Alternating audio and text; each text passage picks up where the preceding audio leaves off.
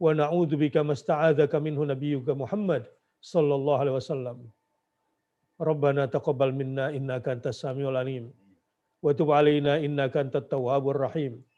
Rabbana atina fid dunya hasanah wa fil akhirati hasanah wa qina adzabannar. Wa sallallahu ala nabiyyina Muhammadin sallallahu alaihi wasallam. Subhana rabbika rabbil izzati amma yasifun. Wa salamun alal mursalin. Walhamdulillahi rabbil alamin.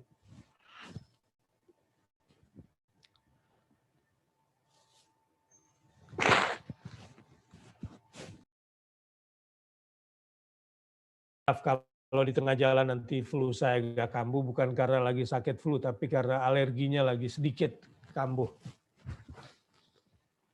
Ibu-ibu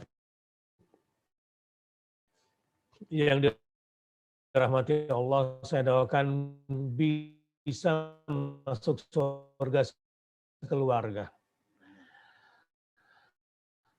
Insya Allah satu hari saya bikin tip khusus sangat spesial dan sangat individual agar walau di surga sebetulnya setiap orang pasti sudah mulia, tapi memang ada tingkatan-tingkatan surga itu. Kalau berdasarkan hadis Nabi, tingkatan surga dan ingin mulia di surga ada levelnya. Apa itu levelnya? Satu hari nanti ibu dan keluarga insya Allah sudah masuk gerbang surga. Amin. Tiba-tiba ibu-ibu yang tadinya sebelum masuk surga itu sudah mereguk air dari danau Muhammad yang bernama Al-Kautsar. Barang siapa yang sudah mereguk air itu, maka fala yadhma'u ba'daha abadan. Maka tidak akan pernah bisa haus lagi selamanya. Terus di surga kalau minum apa? Ya bukan minum haus, minum enak gitu. Sekali lagi saya doakan mudah-mudahan bisa masuk surga sekeluarga.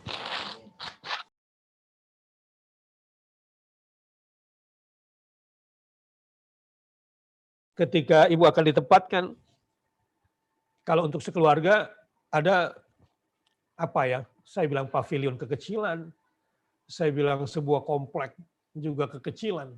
Pokoknya di surga Aden itu sudah disiapkan untuk orang yang bersama sekeluarganya di surga itu. Tetapi sebelum itu, setiap orang akan dimuliakan oleh Allah Subhanahu wa taala dengan cara Iqra, bacalah ayat dan kemudian naiklah satu tingkat.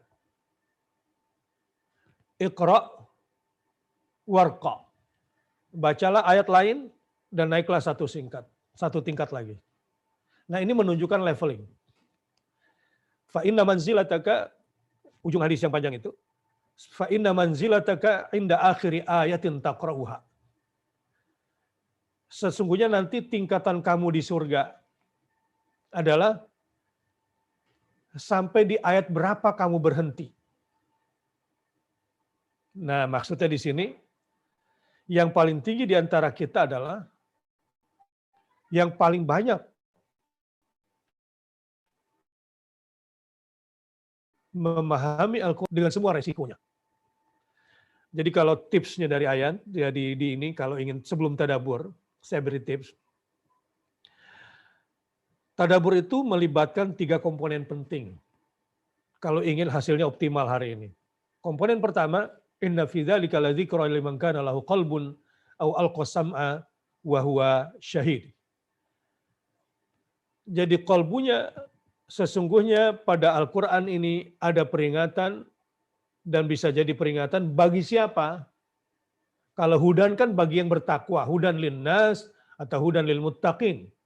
Tapi kalau dia sebagai reminder, dia sebagai peringatan, hanya bisa diambil bagi orang-orang yang liman kana lahu qalbun, yang qalbunya dalam kondisi aktif bersama Quran. Jadi jangan sampai lagi tadabbur Quran sambil WA-an yang nggak jelas. Akhirnya bisa fokusnya kemana-mana. Jadi biasanya nggak dapat itu tadabburnya. Qalbunya saat ini harus dalam kondisi aktif menghadap Allah Subhanahu wa taala. Yang kedua, pendengaran. Jadi jangan sampai nanti sambil dengar ini nunggu berita pula atau dengar berita gitu. Nggak bisa.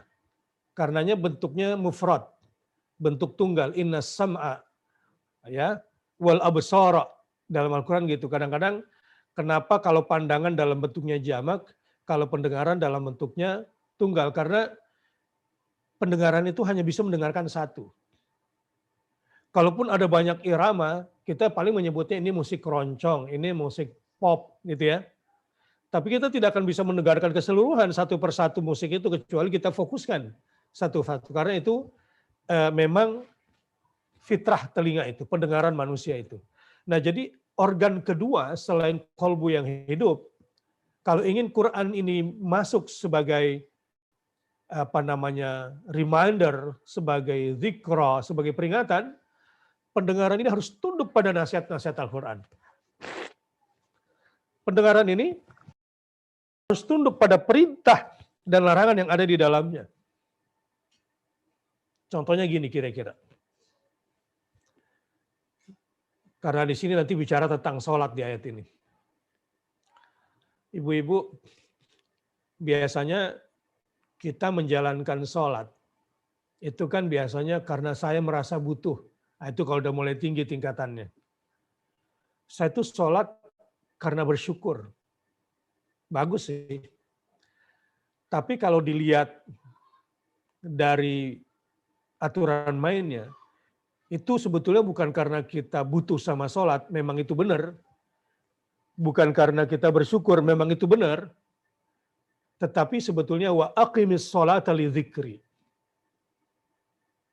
Proses sholat menjadi sebuah syariat itu adalah perintah. Dan dirikanlah gitu. Dan dirikanlah sholat. Wa aqimis sholat. Untuk satu fokus, bukan yang lain. Li dzikri, untuk mengingat aku. Cuma kan kadang-kadang kita sholat duha ini biasanya semangat. Beda sama tahajud. Kalau tahajud kurang semangat karena kurang terkait sama rezeki biasanya. Kalau sholat duha ini karena sangat terkait sama rezeki dan siang pula nggak mungkin ketiduran. Kalau tahajud bisa ketiduran, tapi kalau sholat duha ketiduran ya berarti dahsyatnya mungkin begadangnya luar biasa semalam itu. Dan itulah kadang-kadang kita tuh sholat duha karena kita butuh, karena kita bersyukur. Padahal perintah yang paling tinggi bukan itu. Kita tuh sholat karena mengagungkan yang memerintahkan kita untuk sholat. Kita itu sholat karena diperintahkan oleh Yang Maha Agung untuk berjumpa dengannya di dalam sholat. Ini saya mau kedimahi karena nanti mulia di surga ini, awalnya sholat, penutupnya sholat. Awalnya sholat, penutupnya sholat. Tapi awalnya sholat yang bagaimana, akhirnya sholat yang bagaimana. Nah kembali, bahwa ada 3 organ tubuh yang harus ibu-ibu aktifkan ketika bertadabbur Quran seperti ini. Pertama, kolbunya harus hidup, sedang on, ya karena itu bertasbih yang banyak. Yang kedua, pendengarannya tunduk pada nasihat Al-Quran. Contohnya sholat tadi. Perintahnya adalah agar kita sholat. Dan sholat kita karena diperintahkan oleh Yang Maha Agung. Nah, kalau ibu-ibu sudah sholat gara-gara ini, itu berarti sudah sesuai dengan tingkatan hidayah yang namanya hidayah yang ketiga itu. Hidayah at-taufiq namanya. Karena mengagungkan perintah Allah dan mengagungkan larangan Allah. Jadi menikmati menjalankan perintah dan menikmati menjalankan larangan Allah. Tidak ada beban. Itu hidayah yang ketiga. Kalau hidayah yang pertama itu kan hidayah untuk awam, ya bisa berpikir, bisa berbuat baik secara kemanusiaan. Ada bencana kita nyumbang. Nah, ini hidayah level awal. Kita harus belajar, sebab kalau nggak belajar nanti kita menjadi orang hina di masyarakat. Ini hidayah awal, awam. Yang kedua ada hidayah dalalah wal irsyad, bimbingan, hidayah bimbingan. dari para nabi dan rasul, juga para orang-orang saleh. Hidayah bimbingan. Jadi contoh ini misalnya, contoh keseharian saja, bahwa kemudian berbuat baik kita itu diantaranya nomor satu kepada kedua orang tua kita. Kedua orang ibu bapak. Ibu-ibu mungkin sering menghadapi warisan, bagaimana kekonyolan anak-anak terhadap kedua orang tua. Ya, rebutan warisan, bahkan I love warisan, orang tuanya belum meninggal, diharapkan meninggal. Supaya cepat dapat warisan. Kalau nggak salah ada iklan asuransinya pun begitu. Sehingga banyak orang tua yang digugat lewat warisan. Nah sayangnya banyak pula anak-anak perempuan yang nggak mau pakai sistem faraid, warisan Islam, dalam sistem Islam. Padahal yang udah-udah saya lihat notaris muslim, lawyer muslim, non-muslim maksud saya, notaris non-muslim dan lawyer non-muslim pun lebih suka kalau pakai hukum faraid. Nah, tetapi yang muslim ini ahli warisnya malah nggak mau pakai hidayah bimbingan dari Allah dan Rasulnya, sehingga lebih milih udah bagi rata aja gitu. Saya yakin ibu-ibu notaris banyak menghadapi kasus seperti ini. Nah kalau ikut mengesahkan itu berdosa tuh. Jadi ibu pernah ikut menjadi saksi bagi warisan dari dia keluarga muslim, sudah dinasehati, enggak mau juga, maunya bagi rata, dan ibu menjadi saksi ikut tanda tangan di situ, berat di hadapan Allah Subhanahu wa taala. Nah, itu berarti belum dapat hidayah yang kedua, hidayah dalalah wal irsyad. Yang ketiga ini saya sebutkan tadi, hidayah at-taufiq. Orang itu melakukan sesuatu karena mengagungkan sang pemberi perintah, karena mengagungkan sang pemberi larangan. Dan biasanya Allah itu sudah mewahyukan, menginspirasikan ke dalam hati orang ini berbentuk hidayah taufiq namanya. Sehingga apa yang menjadi keinginannya, selera-seleranya adalah sesuatu yang dikehendaki Allah. Keinginannya, selera-seleranya sesuatu yang diridhoi oleh Allah Subhanahu wa taala. Karena Allah sudah menjadi apa? Sudah menjadi telinganya saat dia mendengar, sudah menjadi matanya saat dia melihat, sudah menjadi tangannya saat dia menyentuh, sudah menjadi kakinya saat dia melangkah. Sehingga sesuatu yang diridhoi Allah selalu yang dicarinya. Nah, itu biasanya kalau tadaburnya itu kalbunya hidup, pendengarannya tunduk. Nah yang ketiga, organ ketiga adalah mata ini. Mata ini harus menjadi saksi terhadap kebenaran yang kita lihat. Jadi misalnya ketika Al-Quran berbicara tentang inna fi khalqis samawati wal ard wa ikhtilafil laili wan nahar la ayatin liulil albab. Nah, sesungguhnya di balik penciptaan seluruh lapisan langit dan bumi dan silih bergantinya malam dengan siang merupakan tanda-tanda kekuasaan Allah bagi ulul albab, orang yang menggunakan pikirannya secara mendalam. Nah, berarti matanya orang ini ketika melihat Rabbana ma khalaqta hadza batila, sungguh semua peristiwa ini adalah ciptaan Engkau ya Allah. Berarti matanya itu sudah menjadi saksi. Dan memang fungsi mata ini sebagai saksi. Nah, ketika tiga organ tubuh ini bekerja, insya Allah tadaburnya sukses. Nah, mari karenanya ibu-ibu sekalian, aktifkan kalbu kita, tundukkan pendengaran kita, dan jadilah mata kita sebagai saksi. Bismillahirrahmanirrahim. Tadi sudah dibacakan ayatnya, sudah dibacakan pula terjemahannya. Sekarang saya bacakan tafsir ringkasnya. Dan saya ambil dari tafsir Al-Muyassar referensinya. Tema besar, kalau di tafsir, ini biasanya dari ayat 19 sampai ayat 30, anjuran Allah agar kita mampu mengatasi sifat-sifat buruk yang ada pada diri kita. Jadi di sini temanya supaya kita bisa mulia di surga, maka kita harus membuang sifat-sifat buruk yang ada di dalam diri kita. Ini poinnya yang harus kita ambil. Atau opini dari tafsir tematiknya. Nah memang outputnya nanti akan mulai di surga. Baik, bismillahirrahmanirrahim. Ayat 19. Innal insana khuliqa halu'a. Sesungguhnya manusia diciptakan bersifat keluh kesah lagi kikir halu'a. Karena banyak maka saya tidak perlu detailkan. Ayat yang saya pelajari kita tadabbur ini akan banyak. Tafsirnya, sesungguhnya manusia diciptakan bertabiat suka berkeluh kesah dan rakus.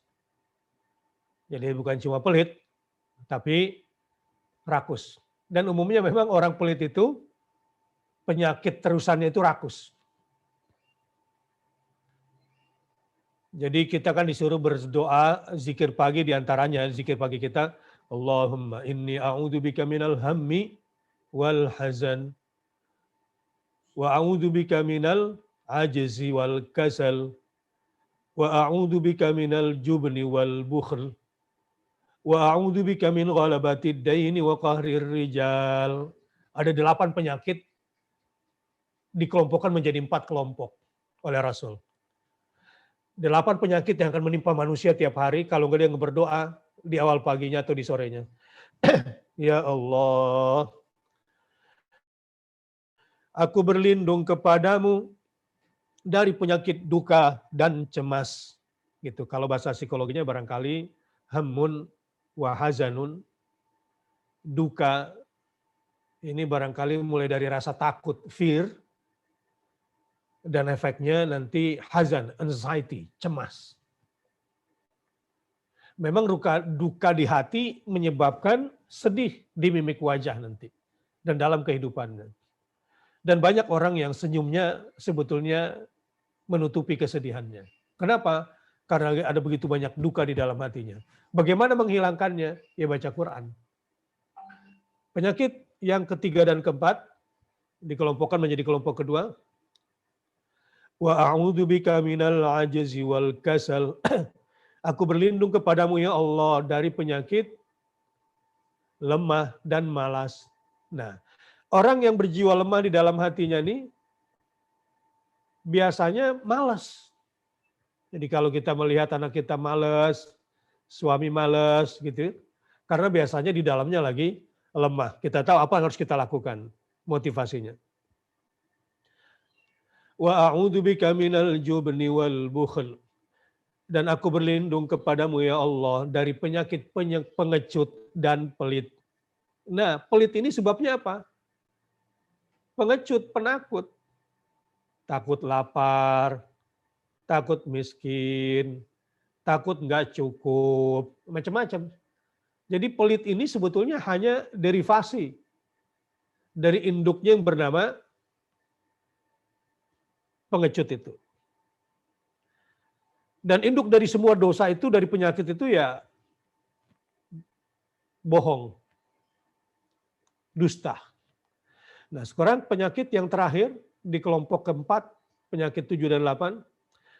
Wa a'udzubika min ghalabatid daini wa qahrir rijal. Aku berlindung kepadamu ya Allah dari lilitan hutang dan tekanan debt collector. Ya otomatis karena terlilit hutang maka menjadi hina di hadapan kreditor.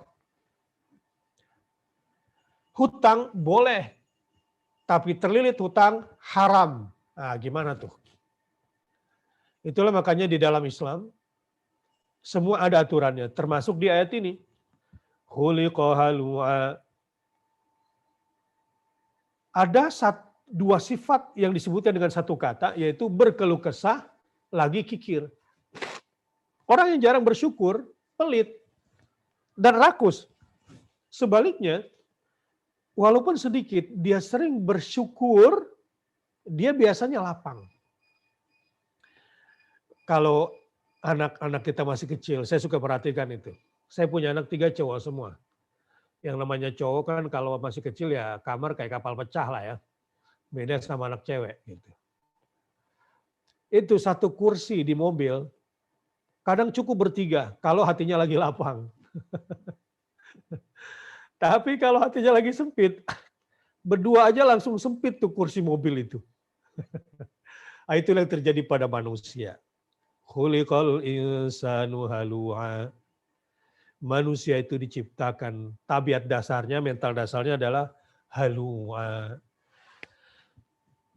Ibu-ibu yang dirahmati Allah, peserta taklim, Allah sedang membongkar fitrah psikis kita yang paling dasar. Tapi jangan khawatir, kita yang diciptakan seperti ini sedang akan diberi oleh Allah apa solusinya. Jadi insya Allah setelah ini ibu-ibu akan menjadi hamba Allah yang pandai bersyukur, pastinya berhati lapang sehingga gampang berbuat baik dengan hartanya. Yang kedua, idza massahu syarru jazua. Apabila ia ditimpa kesusahan, ia berkeluh kesah. Nah, ini efeknya nih. Karena dia diciptakan halu'a, maka jika ditimpa kesulitan, jazua. Nah, gitu. Dalam tafsir Muyassar, bila ditimpa keburukan dan kesulitan, dia banyak berkeluh kesah dan bersedih. Nah, itu. Ini bahasa Quran yang sangat ringkas menggambarkan sisi psikologi manusia. Yang ini dasarnya setiap orang punya sifat ini. Makanya mental dasar kita itu halu'a, kalau tertimpa kesulitan sedikit, musibah sedikit, langsung itu. Yang keluar adalah susahnya. Susahnya dulu. Baik, kita lanjut. Wa idza massahul khairu manu'a. Dan apabila mendapat kebaikan, ia amat kikir. Tadi, kalau ditimpa kesulitan, dia banyak berkeluh kesah dan bersedih. Dalam tafsir, bila mendapatkan kebaikan dan kemudahan, dia banyak menahan dan menolak memberi. Nah, ini dia. Ini sifat dasar kita. Nggak usah nunjuk orang lain, setiap kita punya sifat dasar ini. Karena awalnya halu'a, dapat asyarru jazua, kalau al-khairu manu'a. Ini sifat dasar kita. Itu memang diciptakan berkeluh kesah, rakus. Ini tabiat semua manusia. Makanya kalau ditimpa sedikit kesulitan dia berkeluh kesah dan bersedih. Kalau mendapatkan kebaikan dia menahan diri dan menolak untuk memberi. Ini tabiat dasar manusia. Bagaimana caranya keluar dari tabiat dasar mental orang miskin ini? Nah, mohon maaf, saya menyebutnya ini orang susah, orang miskin. Dalam hadis Nabi SAW, sebetulnya kaya dan miskin itu pilihan. Menjadi kaya dan menjadi miskin itu pilihan sebetulnya. Kenapa? Dalam hadis, saya langsung terjemahkan saja. Seseorang ada yang harus dikayakan oleh Allah. Dan seseorang ada yang harus dimiskinkan oleh Allah. Kenapa? Seseorang yang harus dikayakan oleh Allah adalah dalam pandangan Allah, jika dimiskinkan, maka orang ini bakal rusak agamanya. Maka dia wajib kaya. Ini kayak ibu-ibu notaris PPAT yang kaya raya, hatinya tentunya. Tapi di antara manusia ada yang harus miskin. Itu yang saya bilang tadi, miskin itu pilihan. Kenapa? Di antara manusia ada yang harus aku miskinkan. Sebab jika aku kayakan, dia akan rusak agamanya. Jadi itu patokan dasarnya. Jadi kalau satu hari ada notaris yang kaya raya karena bersinggungan dengan, ya saya nggak usah sebutkan, Pasti proyeknya proyek besar, ya, dengan resiko besar. Lalu satu hari dibikin bermasalah, lalu dimiskinkan oleh Allah, itu karena Allah sayang sama dia. Sebab kalau kaya bahaya. Udah sombong, jarang silaturahim, ini penyakitnya biasanya. Ibadahnya juga kemudian kurang, ketaatannya kurang. Nah, karena Allah sayang sama dia, harus miskin. Tapi kalau ada yang sering silaturahim, kemudian suka memberi dan berbagi, dan kalau ada orang kesusahan gitu ya, dia maunya nolong aja nih sebagai notaris, terutama orang-orang miskin nih yang tanahnya sering diserobot gitu.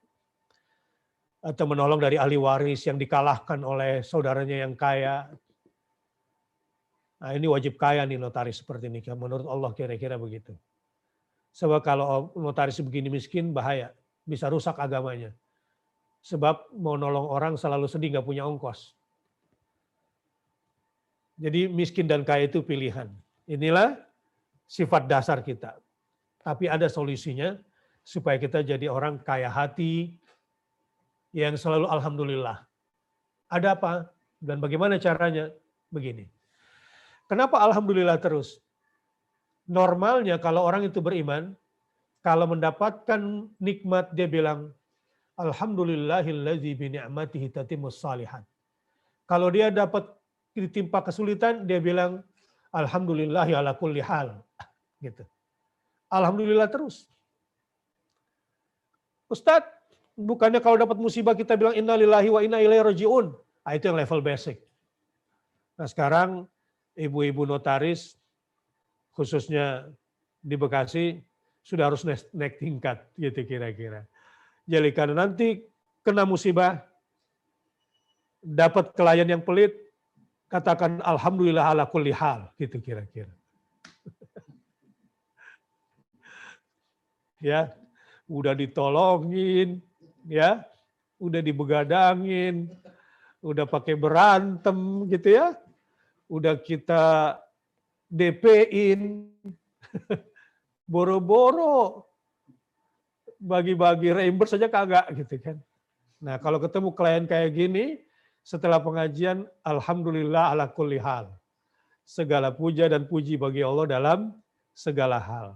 Tapi kalau dapat nikmat, nggak cukup dengan alhamdulillah saja biasanya. Alhamdulillahilladzi bi ni'matihi tatimmus shalihat. Segala puja dan puji bagi Allah, sehingga dengannya sempurnalah kesalehan. Ah, gitu maknanya. Coba tes dulu sedikit. Kalau dapat nikmat bilang apa? Pasti lupa karena panjang tadi. Nggak apa-apa nanti lihat rekamannya. Alhamdulillahilladzi bi ni'matihi tatimmus shalihat. Gitu kira-kira. Apa artinya? Segala puja dan puji hanya untuk Allah, yang dengan nikmatnya maka semakin sempurnalah kesalehan. Nah, dapat nikmat biasanya wa amma bi ni'mati rabbika fahaddits. Cerita sama keluarga, alhamdulillah. Kemudian nggak cuma cerita doang, bagi-bagi biasanya. Apalagi di masa pandemi seperti ini biasanya rajin ngirimin vitamin, khususnya buat guru ngajinya yang sedang dihadapi sekarang, yang lagi alergi. Gitu. Oh ini mah ada maunya, mohon maaf. Jangan, nanti bahaya. Overdosis kalau dikirimin. Jadi kalau dapat nikmat begitu. Nah kalau dapat musibah, tetap senyum. Kenapa? Karena nggak bilang, karena astagfirullah, innalillah, bagus sih. Tetapi yang bagus sebetulnya, alhamdulillah ala kulli hal. Segala puja dan puji bagi Allah dalam segala hal. Kalau saya baca-baca, kan berita nih sekarang masalah pesawat yang jatuh. Kita doakan semoga saudara muslim kita yang kena musibah jatuh di laut, itu salah satu mati syahid. 8 jenis syahid kecil adalah diantara selain ibu yang wafat dalam keadaan hamil, melahirkan, lalu wafat, insya Allah syahid.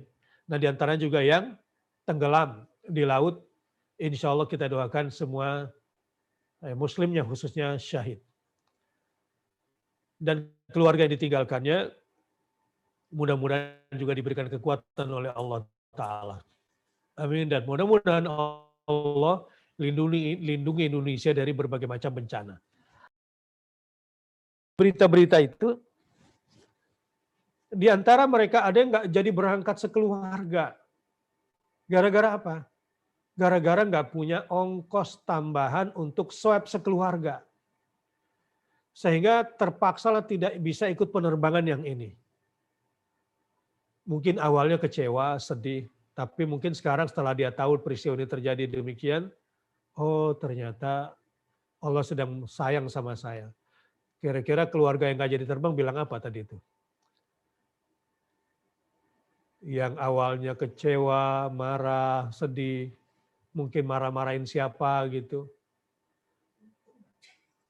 Akhirnya dibilang alhamdulillah. Untung nggak jadi berangkat. Alhamdulillah ala kulli hal. Baik. Apa solusinya?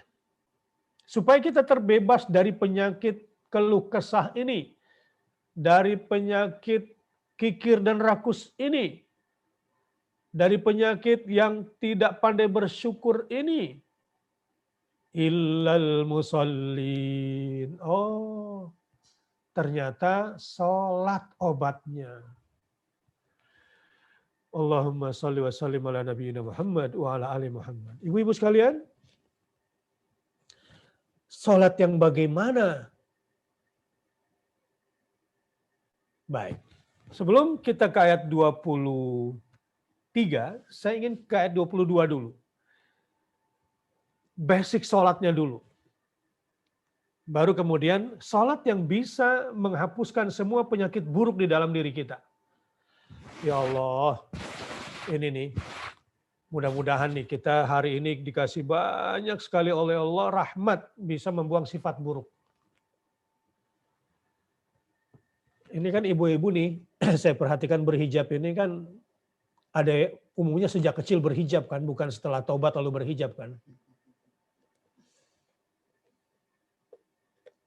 Ini yang mungkin sejak kecilnya berhijab gitu. Atau memang gara-gara musibah kemudian atau ujian kemudian berhijab.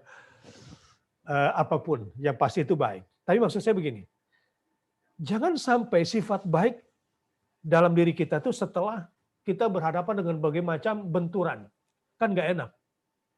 Nah mudah-mudahan hari ini banyak sifat baik yang kita dapat setelah banyak sifat buruk yang kita buang.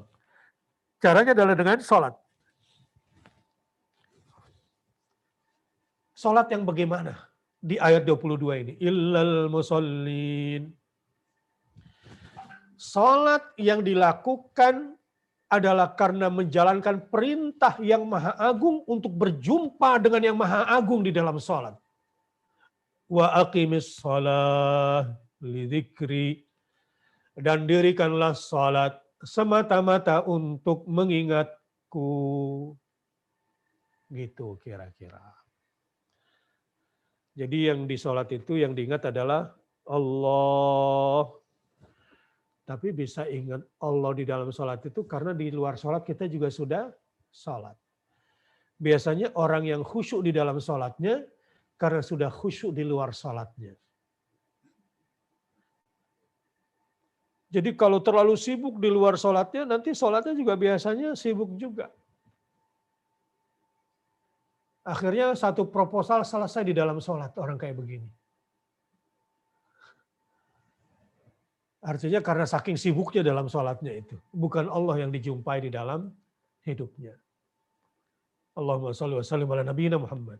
Jadi di ayat 22 ini, illal musallin. Sholat yang dimaksud di sini adalah sholat karena menjalankan perintah dan mengagungkan yang memerintahkan sholat. Untuk berjumpa dengan Dia yang Maha Agung di dalam sholat. Makanya kalau kita perhatikan dari Allahu Akbar sampai salam, itu semuanya Allah yang kita sebut. Terus Ustadz bagaimana caranya sholat di luar sholat tadi Ustadz yang khusyuk? Begini, saya mikir 1 bulan yang lalu itu sempat bertanya ketika saya membahas sholat ini. Kenapa sholat gerhana itu kok rukunya 2 kali dalam mazhab jumhur, tapi cukup 1 kali rukunya dalam mazhab Hanafi. Saya kemudian masuk ke sholat fardu. Kok sholat itu yang lain cuma sekali-sekali? Khususnya sujud itu paling banyak di dalam sholat.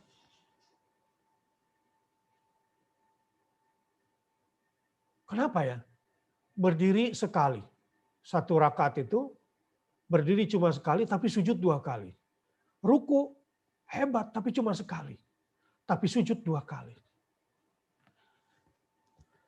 Jika seluruh aktivitas hidup adalah berdiri, duduk dan terbaring, di mana kita harus berzikir di seluruh aktivitas hidup, dan jika seluruh aktivitas hidup taat adalah berdiri, ruku dan sujud, maka sujud dalam kehidupan ini harus 2 kali lipat dibanding yang lain. Apa itu aktivitas sujud di luar sholat? Hakikatnya adalah mendekat kepada Allah Ta'ala. Karena dari semua gerakan sholat, posisi terdekat kita dengan Allah adalah saat kita bersujud. Bagaimana caranya sujud di luar sholat dengan senantiasa mendekat kepada Allah? Sesuai dengan bacaan sujud. Setelah tujuan sujud adalah mendekat, bacaan sujud adalah menghinakan diri untuk meninggikan Allah Subhanahu wa Ta'ala. Menyamaratakan kening kehormatan dengan telapak kaki demi meninggikan Allah. Subhana rabbiyal a'la wa bihamdi. Sampai di sini itulah esensi sholat. Di luar sholat. Nah, tinggal mempraktekkan keseharian bagaimana menjadi notaris yang lebih banyak sujudnya ketimbang berdiri dan rukunya di luar sholat. Nah ini masing-masing nanti tinggal improvisasi sendiri-sendiri kalau perlu mencatat. Ayat 23. Sholat yang bagaimana ya Ustadz supaya kita terbuang dari sifat-sifat buruk itu? Coba lihat ayat 23 dan kemudian ayat berapa? Ayat 34. Awalnya ayat 23, akhirnya 34. Sebelum menjadi mulia di surga. Ya. Kalau ayat 23, lihat. Alladzina hum ala sholatihim daimun. Yang mereka itu tetap mengerjakan sholatnya. Tafsirnya bagaimana? Kecuali orang-orang yang mendirikan sholat, yang menjaganya pada setiap waktunya. Nah, jadi sholat 5 waktu. Jadi ibu-ibu sekalian, ada sholat yang kalau sholat wajib tentu terikat nih. Ada sholat yang terikat dengan waktu dan ada sholat tidak terikat dengan waktu. Misalnya sholat jenazah yang gak terikat dengan waktu itu. Sholat tahiyatul masjid nggak terikat dengan waktu. Sholat sunnah mutlak tidak terikat dengan waktu. Kalau sholat tahajud, ya malam. Kalau sholat duha, ya waktu duha gitu. Yang terikat dengan tepat, ya tahiyatul masjid, terikat dengan tempat. Nah di sini yang dimaksud adalah tentunya minimal sholat 5 waktunya. Masya Allah. Ibu-ibu sekalian, kalau ingin menyelesaikan persoalan apa saja termasuk rumah tangga. Saya kalau ditanya, Ustadz saya ingin perbaiki diri saya. Saya mulai dari mana? Ya sholat. Ya Ustadz saya mau perbaiki hubungan saya sama anak saya yang kesekian. Saya itu punya masalah sama anak saya. Dari mana saya harus mulainya? Ya sholat. Ustadz saya pengen rumah tangga saya baik. Saya mulai dari mana Ustadz perbaikinya? Ya sholat. Semua dari situ.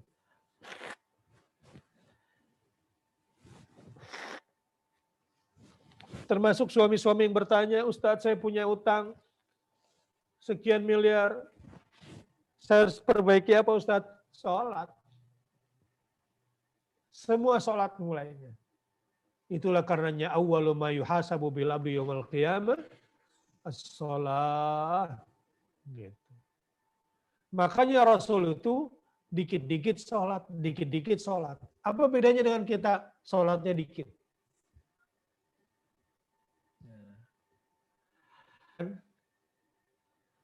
Itu efeknya panjang itu.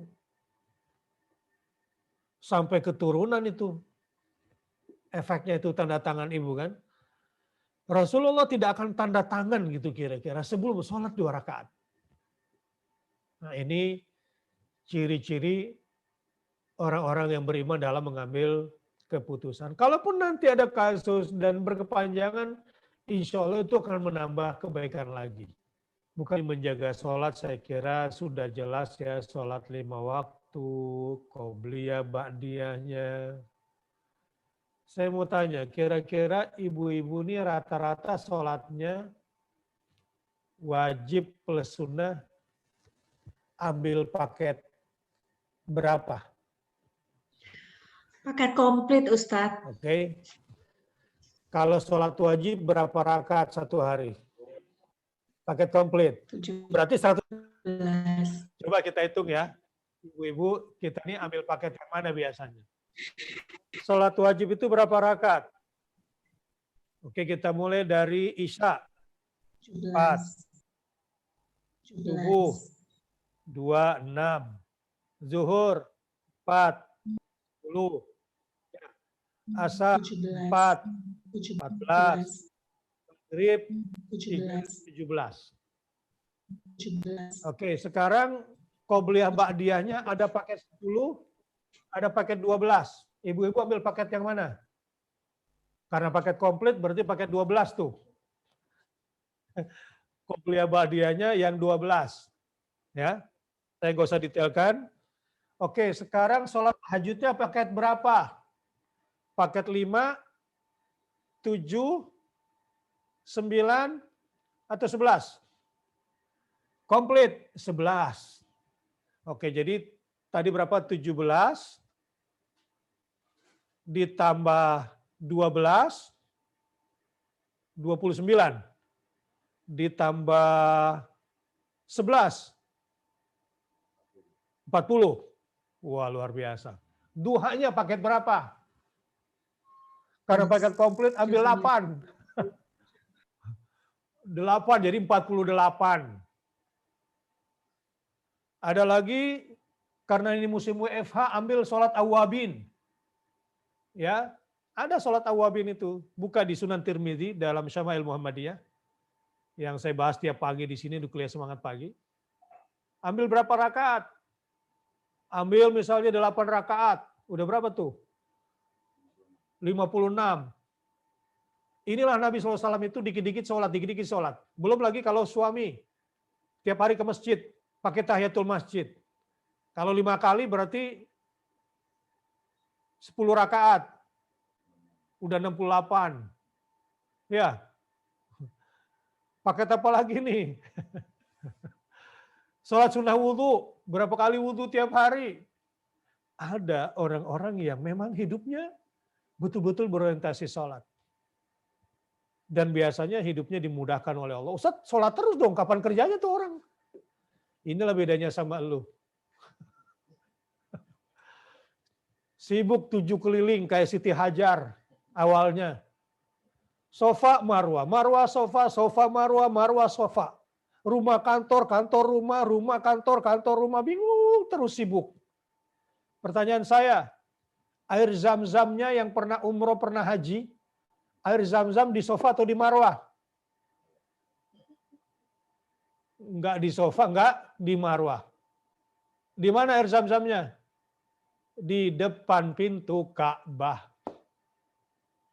Tempat sholat itu. Nah, ibu-ibu yang dirahmati Allah, yang disayangi Allah Subhanahu wa taala. Inilah sholat. Udah, kita tinggalin dulu. Sholat yang bagaimana? alladzina hum ala salatihim daimun. Tapi bukan cuma menjaga sholat, harus dibarengi dengan praktek menjaga sholat di luar sholat. Nah inilah yang saya sebut tadi, bagaimana praktek sholat di luar sholat. Apa itu? Walladzina hum fi amwalihim haqqum ma'lum lis-sa'ili wal mahrum. Kecuali orang-orang yang mendirikan sholat, yang menjaganya pada setiap waktunya, tidak disibukkan oleh sesuatu. Kemudian di luar sholat apa yang dilakukan? Orang-orang yang pada harta mereka terdapat bagian tertentu yang Allah wajibkan atas mereka. Apa itu? Yaitu zakat. Bagi siapa yang meminta bantuan kepada mereka, dan bagi siapa yang menahan diri dengan tidak meminta-minta. Jadi ada dua jenis orang butuh. Ada yang berani minta, si kakak misalnya, "Dek, kamu kan lagi dapat proyek nih, kirim-kirim kayak gitu. Aku dengar temanku, kamu yang tanganin tuh." Nah si kakak karena berani minta, kasih. Tapi ini sebetulnya kaitannya dengan zakat dan pengemis. Tapi karena ini saya coba contoh kasus yang lain. Tapi ada juga saudara kita yang sekarang sedang butuh, tapi tidak berani minta, itu namanya mahrum. Yang berani minta namanya as-sa'il, berhak mendapatkan zakat. Yang tidak berani minta namanya al-mahrum. Walladzina hum yusaddiquna biyaumiddin. Di luar sholat, orang yang beriman kepada hari perhitungan amal dan pembalasan yaumiddin. Yauma la tamliku nafsun li nafsin syai'a wal amru yauma idzin lillah. Yang hidupnya berorientasi kepada akhirat. Akhirat oriented. Kita ini tinggal di dunia, tapi jangan duniawi.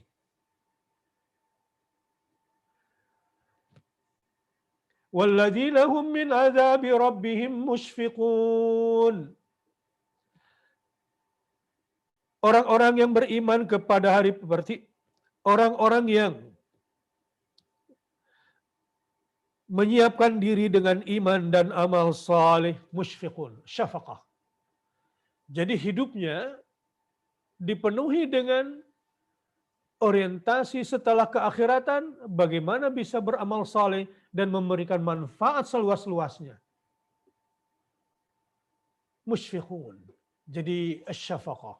Hatinya dipenuhi dengan kelembutan untuk senantiasa menjalankan semua bentuk keimanan kepada Allah, kepada malaikat, kepada kitab, kepada Rasul, kepada hari kiamat, kepada takdir. Tapi mohon maaf nih, karena ilmu malaikatnya kurang, kebanyakan iman kepada setannya lebih tinggi. Dikit-dikit setan, dikit-dikit setan. Perasaan mukena dia yang jemur sendiri deh. Tapi merubah mukena jadi pocong dia sendiri juga karena al-iman bisyaitannya lebih gede. Padahal yang mestinya kita perbanyak, perkuat adalah al-iman bil malaikah. Ibu-ibu yang berbahagia, yang sering disebut soal iman di dalam Quran dan hadis. Dari 6 rukun iman itu ada 2. Kalau terkait perilaku, terkait perbuatan. Apa itu? Billahi wal yaumil akhir. Iman kepada Allah dan iman kepada hari akhir. Misalnya hadis-hadis Nabi SAW. Man kana yu'minu billahi wal yaumil akhir fal yukrim dhaifahu.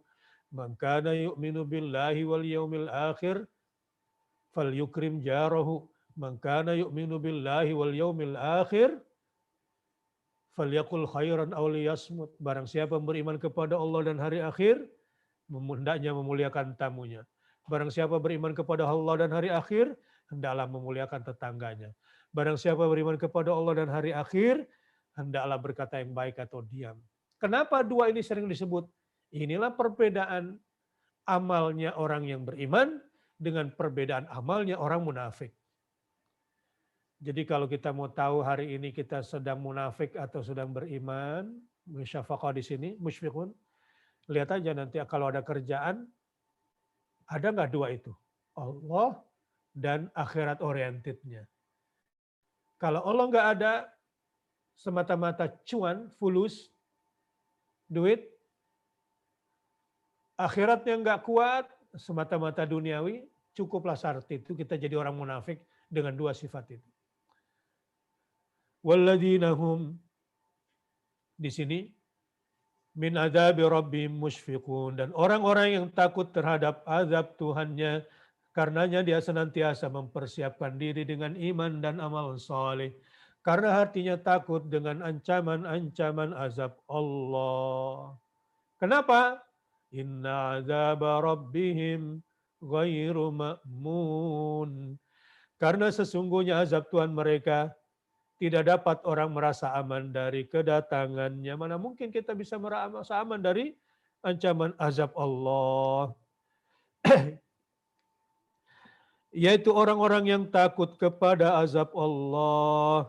Sesungguhnya azab Tuhan mereka tidak patut bagi seorang pun merasa aman darinya. Ada yang hafal nggak nih di surat apa? Aamintum man fis sama ay yakhsifa bikumul arda fa idza hiya tamur. Am amintum man fis sama ay yursila alaikum hasiba. Pasti yang sering punya amalan nih hafal nih. Apakah kalian merasa aman dengan azab yang didatangkan oleh Dia yang berada di langit? Ada dua azab di situ.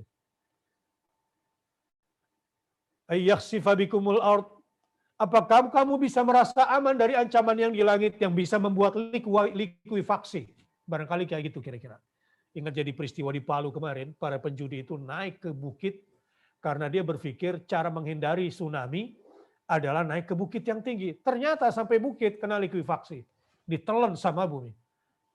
Karena dia berpikir merasa aman dari azab tsunami.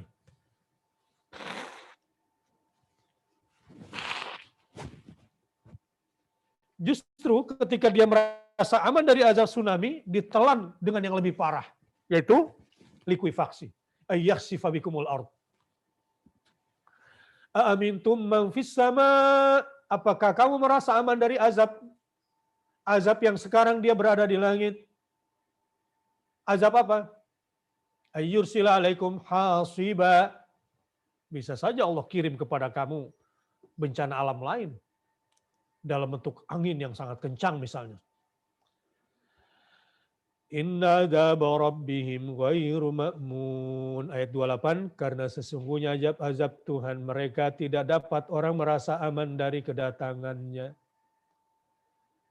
Kita tuh kalau naik pesawat, jangan ngerasa aman.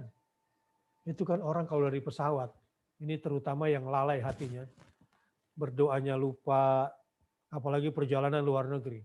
Langsung tuh mainin apa tuh? Di depan matanya tuh yang diketok-ketok tuh. Ada layar diketok-ketok di situ. Ya Allah, kalau sadar, ini kan pesawat ini waktu terbang kelamaan tengkurap. Coba satu waktu pesawatnya pegal kemudian dia ngulet dikit aja gitu. Keretek-keretek tuh pesawat. Karena kelamaan tengkurap barangkali. Seperti yang terjadi, maka kadang-kadang saya suka kagum, kadang-kadang perhatikan yang di pesawat tuh kalau udah malam, yang lain sambil nonton ketiduran, ininya nggak tahu kemana headsetnya ini. Tapi ada yang saya perhatikan berdoa di pesawat. Saya punya teman kayak gitu, kalau perjalanan tuh bukan karena takut. Ya dia menikmati aja ibadah di saat pada posisi yang nggak aman sebetulnya. Walaupun tidak ada tempat aman di muka bumi ini. Tetapi kondisi rentan memang lagi di pesawat. Apalagi saya ngeri-ngeri pahit. Saya punya teman SD, jadi pilot. Saya nggak usah sebut namanya dan maskapainya saya nggak usah sebut. Teman saya tuh saya satu ini, sejak di di SMP, sorry. Sejak di SMP ini, bandelnya bukan main. Nah sekarang jadi pilot. Cuma nasib baik aja tuh orang. Sering mabok. Gue takut kalau lu jadi pilot, jadi lu mesti kasih tahu kapan jadwal lu lagi terbang. Gue nggak mau lu yang sopirin. Gitu. Mabok mulu nih orang. Tapi kan kita di pesawat ini ngerasanya fine-fine aja. Padahal tidak ada yang aman dari azab Allah. Itulah hati orang yang selalu kembali kepada Allah di luar sholat. Ayat 29. Walladzina hum li furujihim hafizun. Dan orang-orang yang memelihara kemaluannya. Astagfirullah. Illa ala azwajihim. Aw ma malakat aimanuhum. Fa innahum ghairu malumin. Kecuali terhadap istri-istri mereka. Kalau dulu budak. Atau budak-budak yang mereka miliki. Maka sesungguhnya mereka dalam hal ini tiada tercela. Karena menempatkan syahwatnya di tempat yang tepat. Kalau dalam tafsir Muyassar, orang-orang yang menjaga kehormatan mereka dari segala apa yang Allah haramkan atas mereka, kecuali pada istri-istri mereka dan hamba-hamba sahaya mereka, maka sesungguhnya mereka tidak dihukum, tidak akan dihukum oleh Allah, tidak tercela di sini. Nah, itulah beberapa sifat. Sebetulnya di sini ada 8 nanti. Ya, ada 8 secara total yang harus kita buang dari sifat-sifat buruk ini dengan cara sholat. Apa ancaman Allah? فَمَنِ ابْتَغَى وَرَاءَ ذَلِكَ فَأُولَٰئِكَ هُمُ الْعَادُونَ. Barang siapa yang mencari di balik itu, ini tadi kan dilarang berzina. Hasratnya hanya kepada pasangannya yang sah, kepada mahramnya. Dulu kepada budak, barangkali di zaman perbudakan. Barang siapa yang mencari selain pada 2 ini, maka mereka itulah orang-orang yang telah melampaui batas. Dalam tafsir secara ringkas, barang siapa menunaikan hajat biologisnya, bukan pada istri atau hamba sahaya, maka mereka adalah orang-orang yang melampaui batas, yang halal kepada yang haram. Kemudian selanjutnya ayat 32. Walladzina hum li amanatihim wa ahdihim ra'un. Ini yang paling berat nih. Pekerjaan notaris semua nih. Walladzina hum bi syahadatihim qaimun. Ini 2 yang berat. Dan ini pekerjaan utama para notaris. Dan orang-orang yang memelihara amanat-amanat yang dipikulnya dan janjinya. Dan orang-orang yang memberikan kesaksiannya. Amanah dan saksi. Ini pekerjaan umumnya ibu-ibu notaris PPAT. Dalam tafsir disebutkan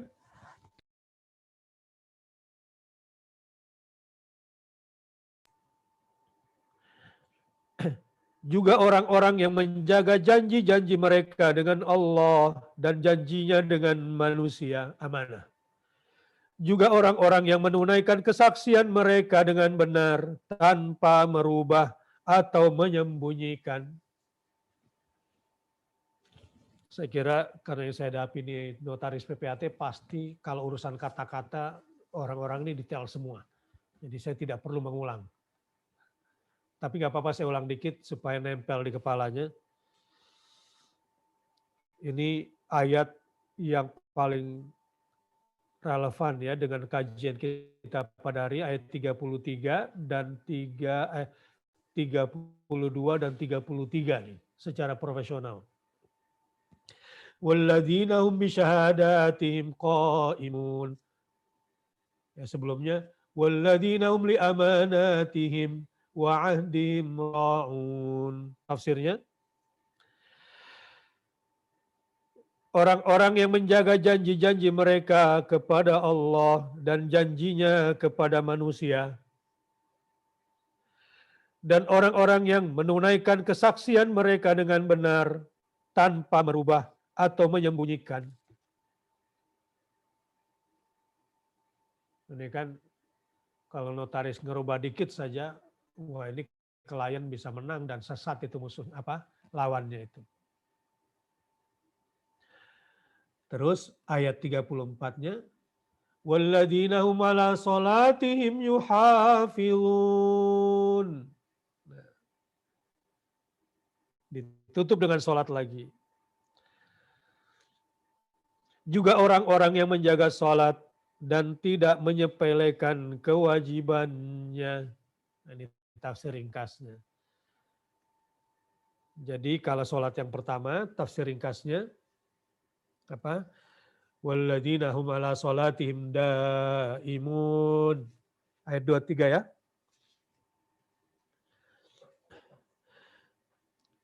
Yaitu kecuali orang-orang yang mendirikan salat, yang menjaganya pada setiap waktunya. Kemudian kalau ayat 34, walladzina hum ala salatihim yuhafizun. Juga orang-orang yang menjaga salat dan tidak menyepelekan kewajibannya. Nah, itu secara ringkas. Jadi dimulai dengan salat, daimun, ditutup dengan salat, yuhafizun. Ulaika fi jannatin mukramun. Mereka itulah orang-orang yang kekal di surga lagi dimuliakan. Inilah agar menjadi mulia di surga. Ayat 19 sampai ayat 35. Hadanallahu wa iyyakum ajma'in. Saya kira cukup presentasi dari saya. Lewat Ya. dikit ya. Baik, Lewat terima kasih Ustaz. 5 menit. Saya akan bacakan. Silakan yang ingin bertanya langsung pada Ustaz. Ada? Kalau ada silakan raise hand sambil menunggu yang mungkin nanti akan raise hand atau menulis. Pertanyaan pertama, apa amalan yang bisa menjadikan kita mendapat tempat yang mulia di surga? Dengan penjelasan hadis bahwa surga itu bertingkat-tingkat. Tentu ada amalan atau ibadah khusus. Baik. Maaf, saya ulang ya Ustaz. Allahumma sholli ala Muhammad wa ala ali Muhammad. Cukup? Ya. Baik, jadi begini. Kalau ditanya ibadah khususnya, jaga 2 kriteria sholat di ayat ini. Ayat 23 dan 34. Pertama, sholatnya itu mudawamah. Jadi nggak bolong-bolong sholatnya. Nah itu singkatnya kira-kira.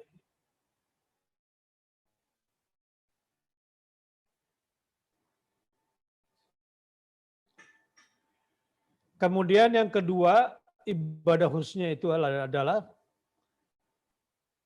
muhafadzah fis shalah. Menjaga sholatnya. Dijaga misalnya ketepatan waktunya, kekhusyuannya. Nah akan lebih baik kalau ditambah dengan rawatibnya. Qobliyah dan ba'diyahnya. Ini secara garis besar, ibadah khususnya. Tapi kalau ibadah lebih khusus lagi, ya tambah ibadah sunnah paling baik yang tidak pernah ditinggalkan oleh Rasul itu ada 2 sholat sunnah. Apa itu yang dijaga oleh Rasul, yang diwajibkan pada dirinya sendiri? 1 qiyamul lail, yang kedua qobliyah fajar, qobliyah subuh. Itu dua sholat sunnah yang dijaga oleh Rasul dan Rasul mudawamah. Selain konsisten, juga diperjuangkan untuk dijaga. Dan itu sunnah tapi Rasul mewajibkan pada dirinya sendiri. Nah, kalau ternyata Rasul ketiduran, beliau dan juga para sahabat menggantinya di waktu duha 12 rakaat. Karena tidak ada witir di waktu duha. Jadi genap gantinya, itu ganti tahajud dengan sholat 12 rakaat di waktu duha. Jadi niatnya sholat apa? Ya sholat duha 12 rakaat tapi pengganti tahajud. Itu dijaga sunnahnya itu. Orang yang terbiasa menjaga sunnah sholat atau sholat sunnah, dua hal yang berbeda ya. Sunnah sholat itu ya bersiwak, sikat gigi, berpakaian yang terbaik, berparfum yang sebaiknya tidak beralkohol, di tempat yang aman, nyaman, menyempurnakan wudhunya, dan tentu juga pakaiannya yang halal, sajadahnya yang halal, sholat di atas tanah yang halal, bukan tanah serobotan gitu. Karena ada orang musolanya bagus, tapi tanahnya tanah nggak halal itu sebetulnya. Sholatnya sih sah, tapi kehilangan kesempurnaannya. Kan ibu-ibu notaris banyak melihat hal-hal seperti itu dalam hidup. Yang kelihatannya soleh dan soleha, tapi sholat di rumah, yang rumahnya itu tanahnya haram sebetulnya. Nggak pernah sempurna sholat di rumah itu. Nah baik. Selain sunnah-sunnah sholat sunnah pun dijaga. Sunnahnya dijaga. Karena orang yang menjaga sholat sunnah, biasanya sholat wajibnya juga bagus. Nah, terutama sholat sunnah yang tidak pernah ditinggalkan oleh Rasul adalah qiyamul lail, sholat tahajud plus witir ya tentunya 2 rakaat sebelum subuh. Perjuangkan ini.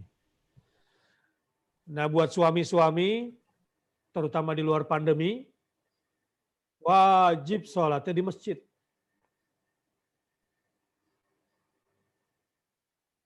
Jadi kalau ada suaminya sholat di rumah, berarti ibu punya suaminya suami solehah.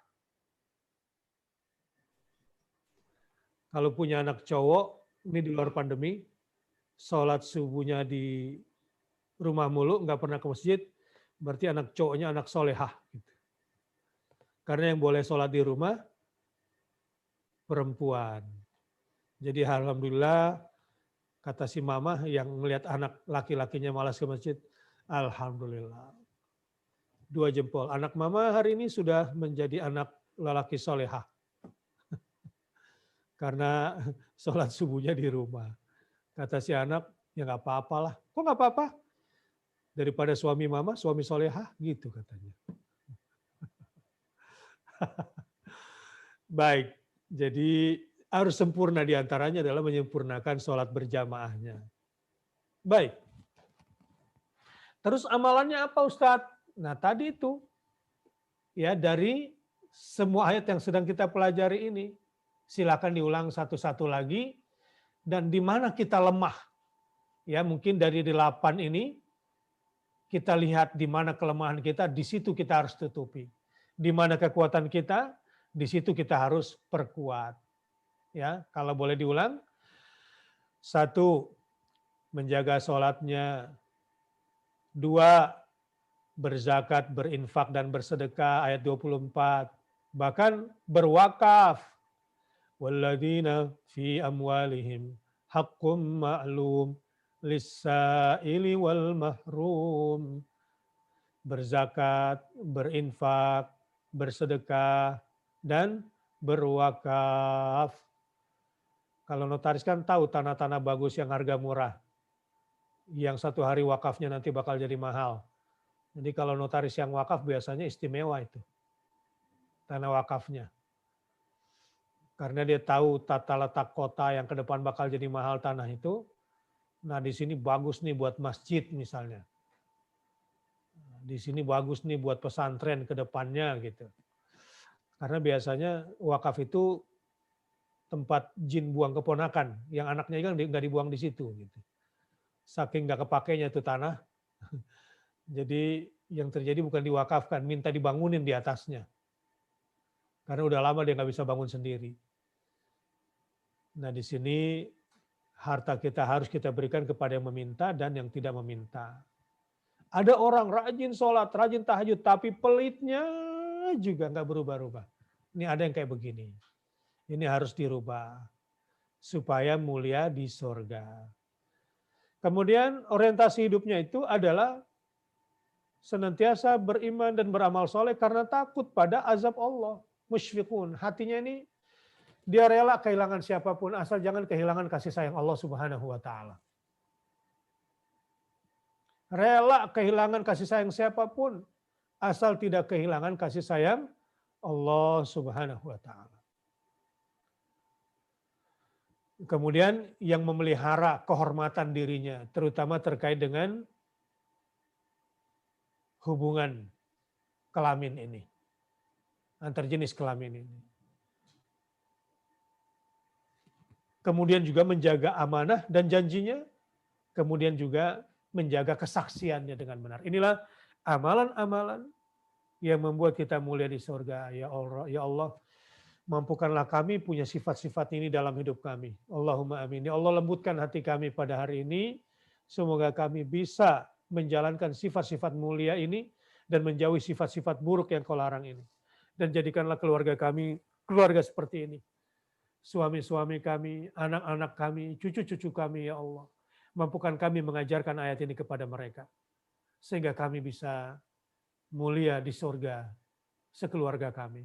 Dan kepada umat dan bangsa kami, Muslim terbesar di dunia ini, yang sedang menuju kedewasaannya, ya Allah, ya Rabbal Alamin. Silakan Ibu, kalau ada yang lain.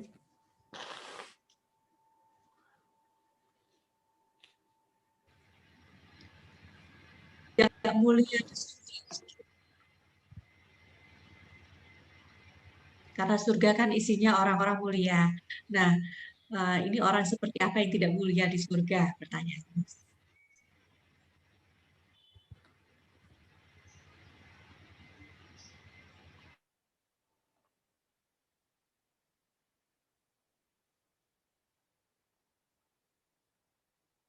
Baik. Ya, sebetulnya ini soal pentemaan saja. Kata-kata mulia, kalau kita lihat di ayat ini, sebetulnya surganya yang mulia. Ya. Fi jannatin mukramin. Ayat yang ke-35. Jadi tema kita ini diambil dari ayat 35. Coba lihat ayat 35. Sifat mulia ini bukan melekat pada kita, tetapi melekat pada surga. Ulaika fi jannatin mukramun. Mereka itu kekal di surga, gitu ya. Nah, lagi dimuliakan, mukramun lagi dimuliakan karena memang seluruh fasilitas disiapkan oleh orang-orang yang mulia di surga itu. Di surga yang mulia.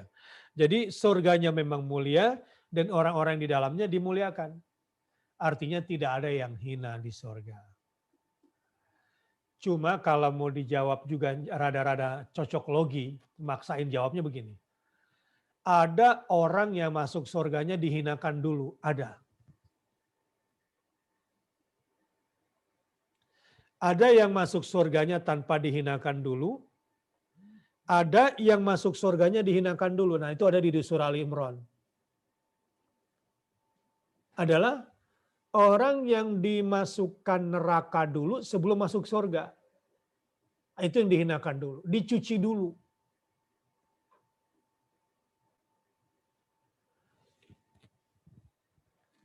Jadi karena dia masih banyak bergelimang dosa tetapi tidak ada kesyirikan, tidak ada kekufuran di dalam dirinya, dia adalah orang yang meyakini la ilaha illallah, tapi banyak dosa, tidak amanah dalam menunaikan janjinya dan amanahnya, tidak sesuai dengan kesaksiannya, ya sesuai dengan yang ditandatanganinya. Sering dia lakukan itu kepada kliennya. Dan saya dapati memang, ini mohon maaf beberapa teman-teman di dunia seperti ini, di dunia kenotariatan biasanya yang kesandung masalah di belakangnya, ya karena sering memain-mainkan kesaksiannya. Sering meremehkan amanah dan amanahnya terutama. Jadi nanti suka kesandung karena gampang-gampangin. Akhirnya terlibat menjadi saksi palsu bersama kliennya.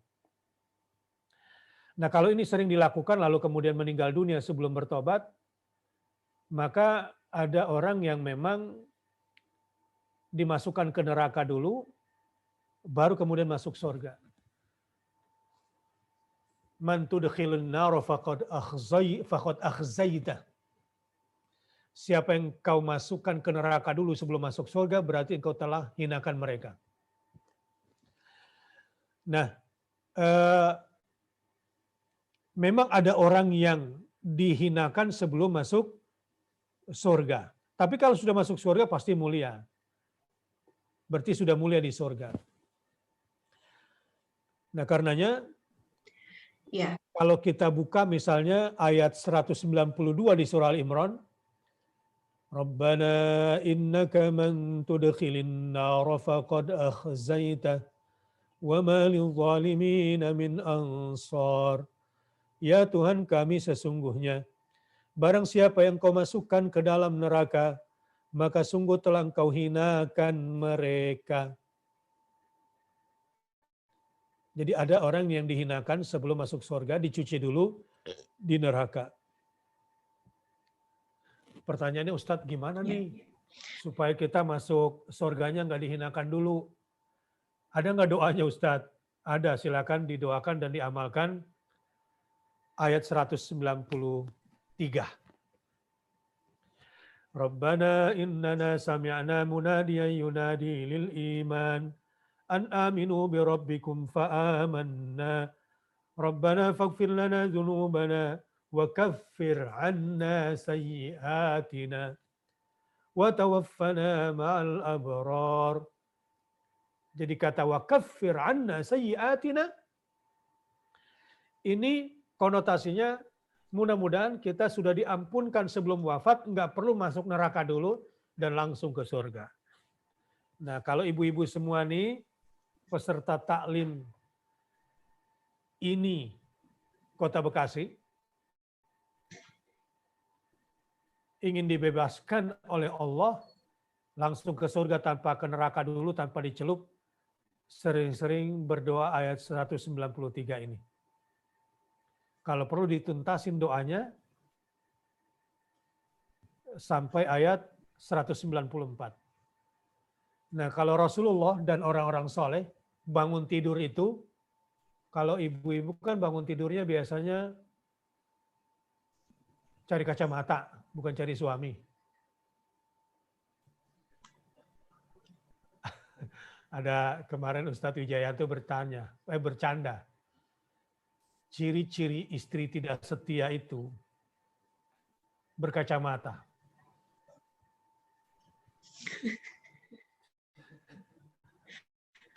Ciri-ciri istri yang tidak setia itu berkacamata. Kenapa? Kalau bangun tidur tidak cari suami.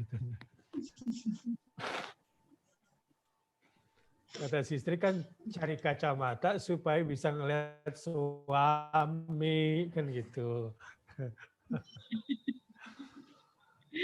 Maaf. Ya. Jadi Ustaz, Rasulullah maaf, SAW, saya bacakan pertanyaan.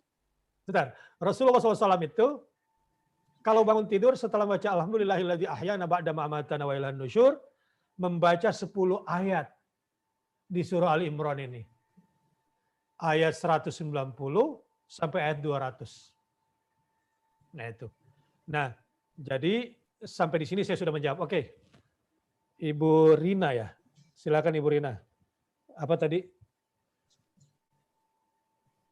Ya, pertanyaan berikutnya Ustadz.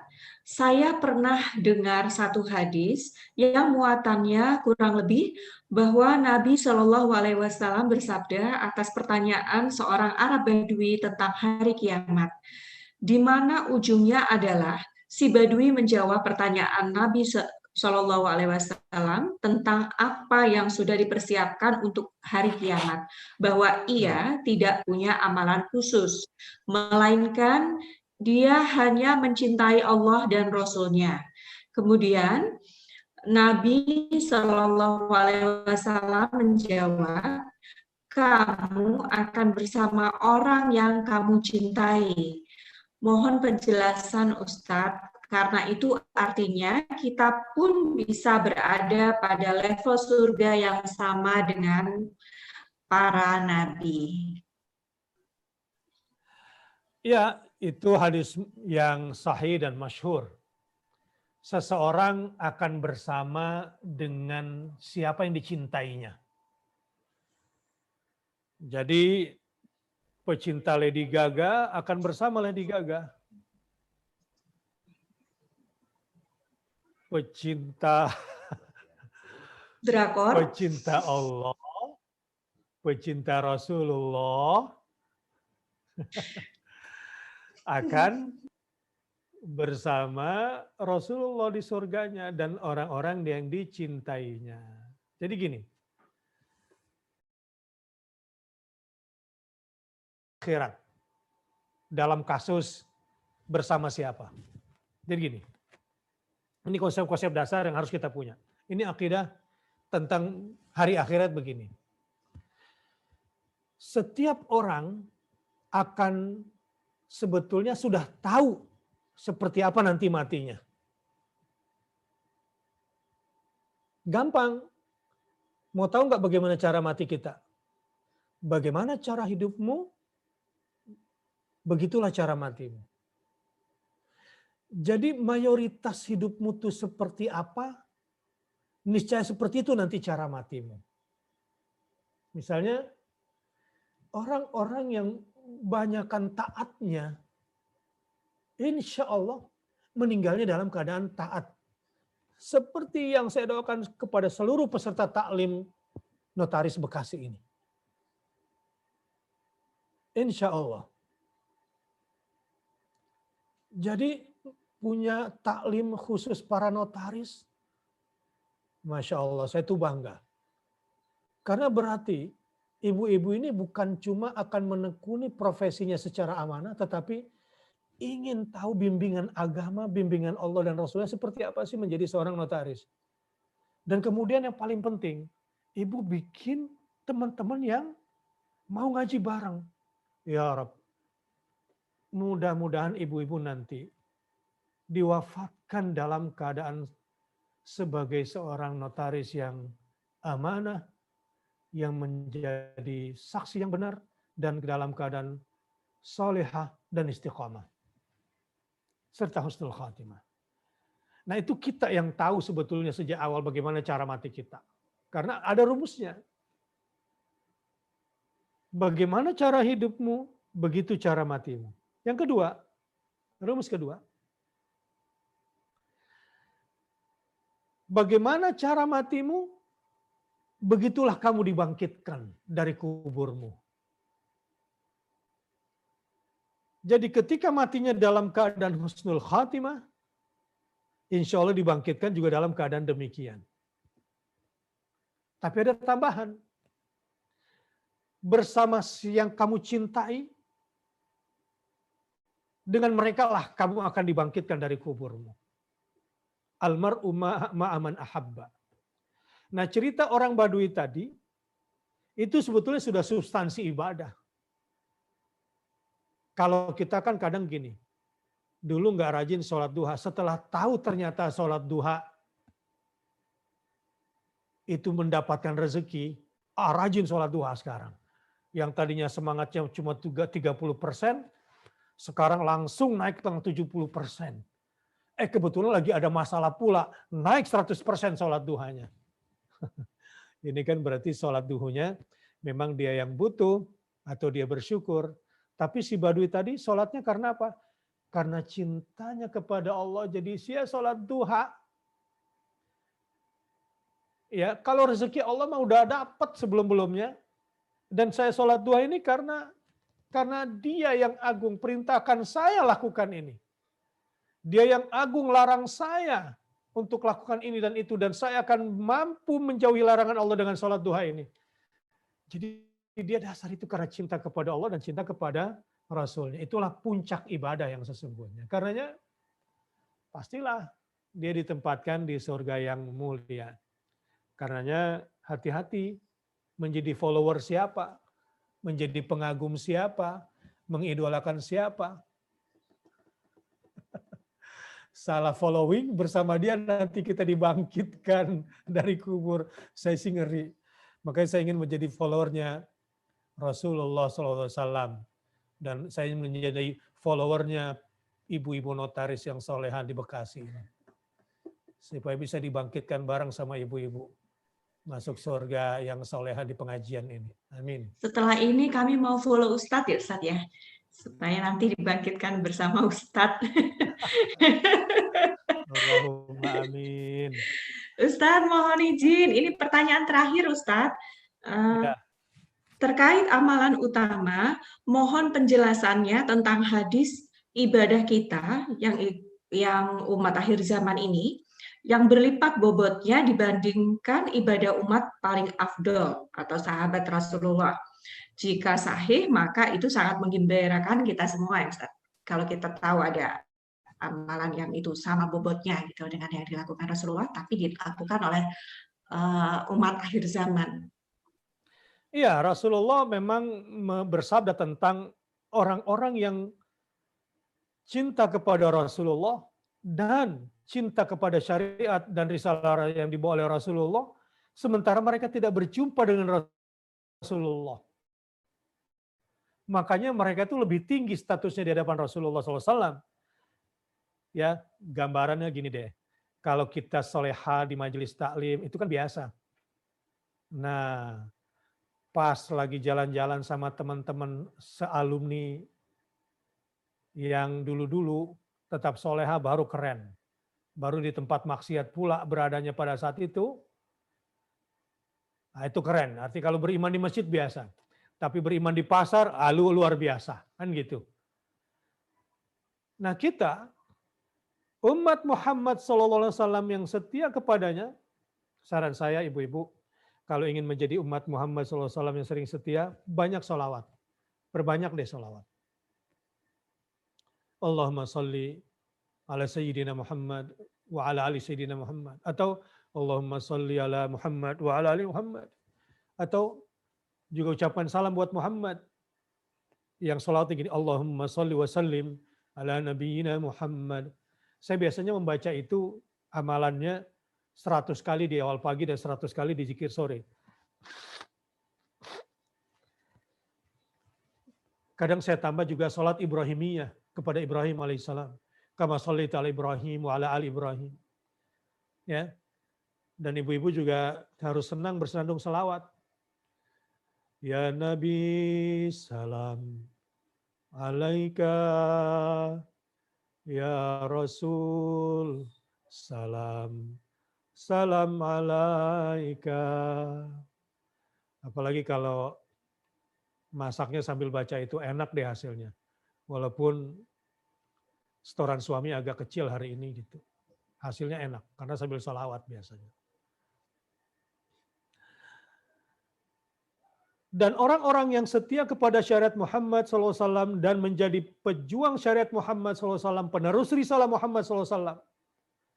Apalagi punya anak, cita-citanya ingin menjadi penerus risalah Muhammad. Masya Allah. Sukses nih orang tuanya. Ya, sukses. Kalau sudah punya anak, cita-citanya mau jadi apa, Nak? Aku sih nggak tinggi-tinggi, mah. Mudah-mudahan aku bisa jadi anak soleh atau soleha buat mama. Sama buat papa. Setelah itu, aku ingin menjadi penerus risalah Muhammad SAW. Masya Allah. Ini pantas kita belikan bisnis franchising 2 atau 3. Udahlah kamu nak, nggak usah sibuk-sibuk kerja. ini udah mama siapkan gaji buat kamu 30 juta per bulan, doain mama aja terus.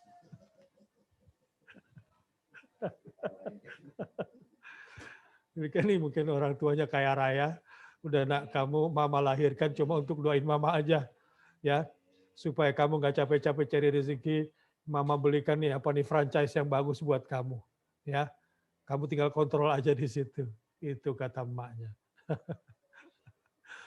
Baik, jadi memang benar itu adanya, makanya bagaimana supaya bisa seperti itu, minimal bersalawat dan ajak yang lain bergabung di taklim notaris PPAT ini. Ya, supaya menjadi umat Muhammad yang setia di akhir zaman. Minimal kalau ada tanah-tanah bagus gitu ya, apalagi terbengkalai, wakafin aja untuk agama Allah Subhanahu wa taala. Dan saya siap bantu. Silakan kalau ada yang lain. Wah, ini udah Ustadz, terakhir mohon ya. maaf, ini Masya Allah. benar-benar pertanyaan terakhir. Nggak Tadi terasa nih. terpakanya belum terakhir, Ustadz. Ini dari Bu Mustika Rasida, SH. Suaranya? Izin bertanya, Ustadz, saya pernah membaca dan mendengar dari beberapa Ustadz. Untuk kata husnul khotimah, sebaiknya tidak tepat diucapkan saat kita membaca doa innalillahi wa inna ilaihi rajiun. Itu kata husnul khotimah lebih cocok saat kita masih hidup konteksnya. Bagaimana penjelasannya, Ustaz? Ya memang ini lagi viral ini gini-ginian. Ini cuma permainan kata aja sebetulnya. Ya, ini kalimat-kalimat yang baru-baru hijrah nih. Kadang-kadang memang sering viral di kalangan para kaum muhajirin. Istilah-istilah viral baru nih. Ya boleh di dua-dua tempat.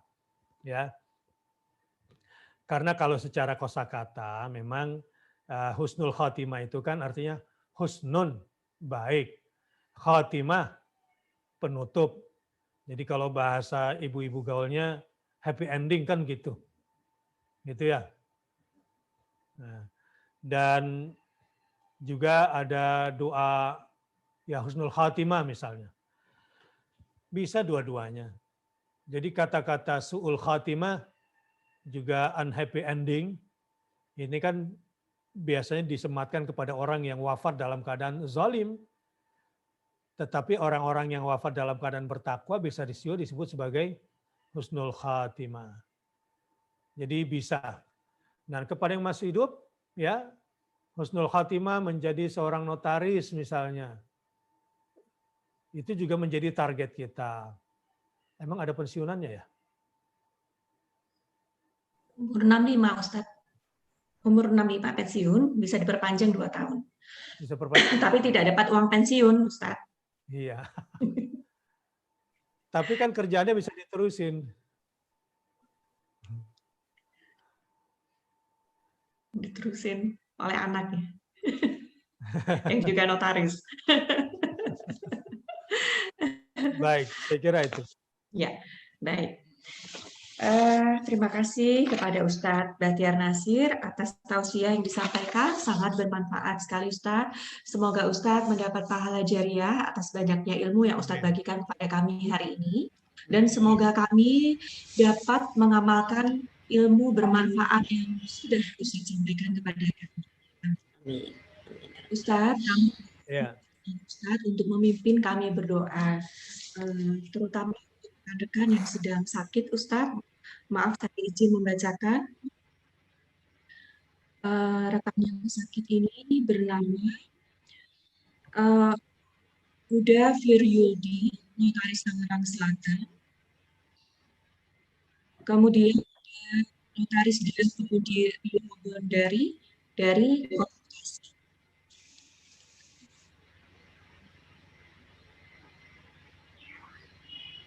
Silakan, Ustaz. Baik. Khusus untuk keluarga yang kita cintai sedang sakit dan sahabat-sahabat kita di notaris Bekasi yang sedang sakit dan orang-orang sahabat-sahabat yang kita cintai karena ini musim pandemi, mari sama-sama kita bersolawat dulu kepada Nabi SAW, lalu bertawasul dengan mengambil keberkahan surat Al-Fatihah, kita doakan mereka dan kita semua.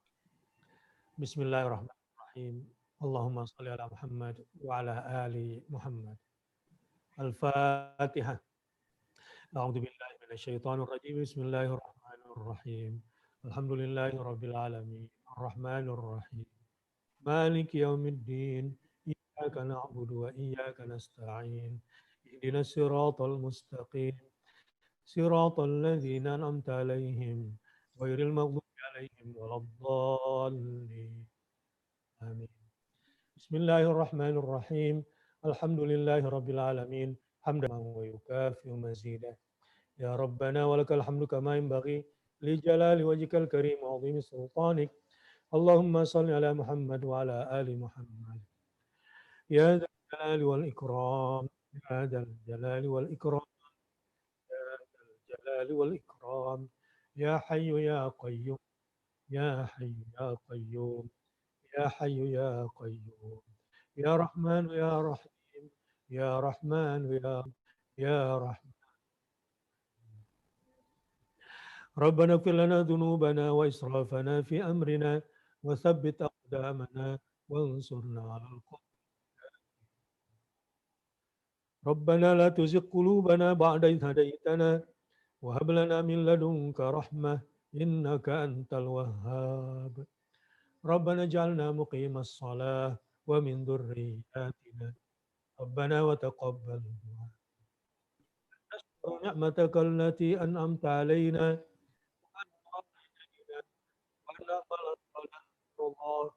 وادخلنا برحمتك في عبادك الصالحين ربنا هب لنا من أزواجنا وذرياتنا قرة أعين واجعلنا للمتقين إماما ربنا آتنا في الدنيا حسنة وفي الآخرة حسنة وقنا عذاب النار قال نبينا محمد صلى الله عليه وسلم سبحان ربك رب العزة عما يصفون وسلام على المرسلين والحمد لله رب العالمين.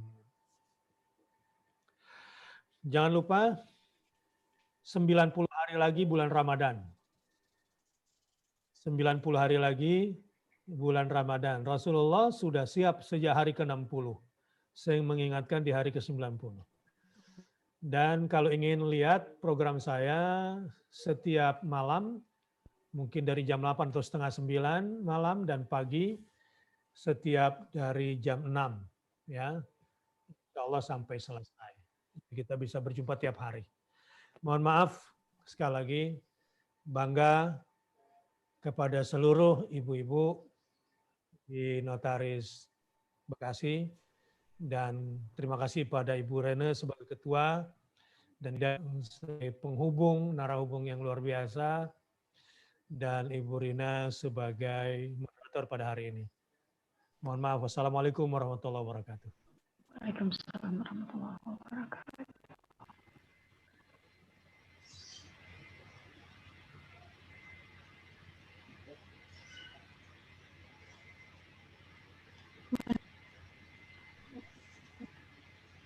Atau mohon daerah masing-masing untuk kita foto bersama. Silakan rekan Kati.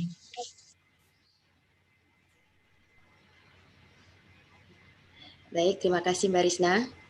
Bapak Ibu silakan dibuka kameranya untuk berfoto bersama. Untuk halaman pertama. Ya, foto bersamanya lebih dekat wajahnya, perhatikan pencahayaan dan berikan senyum yang terbaik buat saudaranya. Iya, terima kasih Ustaz. Pakai masker. Halaman pertama ya.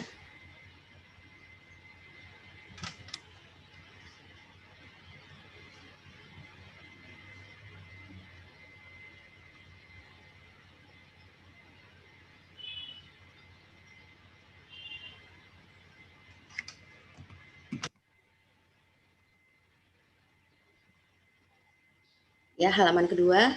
Wah, nggak ada yang buka kamera. Halaman kedua. Cukup, Mbak Risna?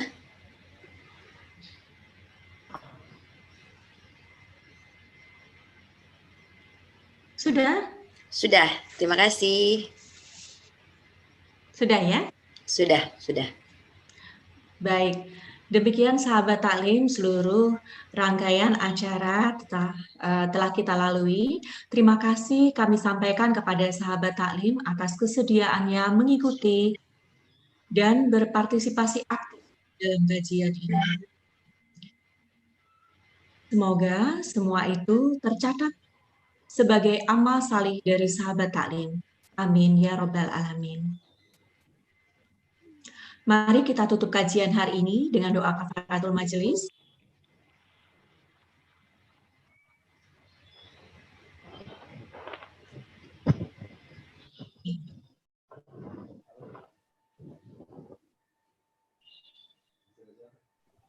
Mari kita tutup kajian hari ini dengan doa kafaratul majelis. Subhanakallahumma wa bihamdika asyhadu an la ilaha illa anta astaghfiruka wa atubu ilaik. Sahabat taklim, saya Krisna Mufida undur diri. Mohon dimaafkan atas segala kesalahan dan kekurangan. Billahi taufiq wal hidayah. Wassalamualaikum warahmatullahi wabarakatuh. Waalaikumsalam warahmatullahi wabarakatuh.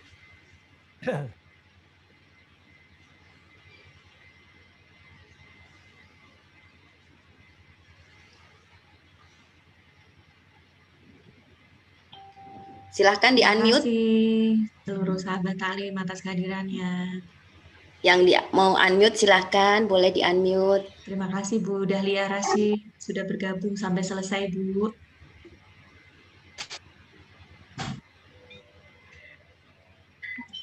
Iya nih Suaranya bergelombang.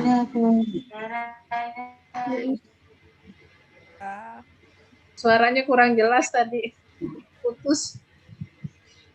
Putus-putus ya. Terima kasih, saya dari Kabupaten Bunida. Makasih ya, Bunida.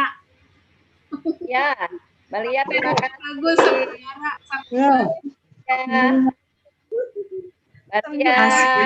Terima kasih Bu Rasida. Terima kasih semua. Bu Tuti di-unmute aja Bu Tuti. Nah, bisa.